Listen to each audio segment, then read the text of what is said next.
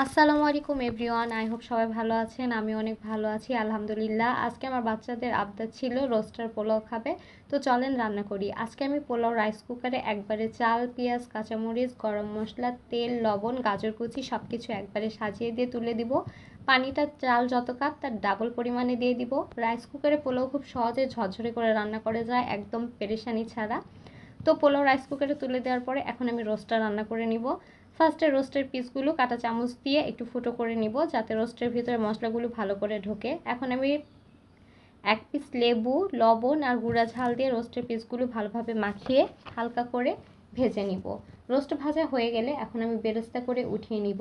এখন তেলে দিয়ে দিব দারচিনি, তেজপাতা আর ব্লেন্ড করে রাখা টক দই, পেঁয়াজ আর বাদামের পেস্ট, আর দিয়ে দিব গরম মশলা বাটা, লবণ, কাঁচামরিচ ফালি, 1 চামচ গুঁড়া মরিচ।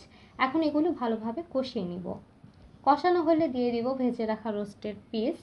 এখন আমি কোনো প্রকার পানি ব্যবহার করব না, দুধ দিয়ে রোস্টটা রান্না করে নিব। আর হওয়ার আগে দিয়ে দিব গুঁড়ো দুধ, 1 চামচ চিনি, তুলে রাখা পেঁয়াজ বেরেস্তা আর একটু ঘি। এতে রোস্টের ফ্লেভারটা অনেক সুন্দর হয়। রোস্ট রান্না হয়ে গেলে এখন আমি কাবাবগুলো ভেজে নিব। তো কাবাব আমার আগে থেকেই বানানো ছিল ফ্রিজে, সেগুলো আমি বের করে ভেজে নিব। সবাই অনেক অনেক ভালো থাকবেন। আল্লাহ হাফেজ। আসসালামু আলাইকুম।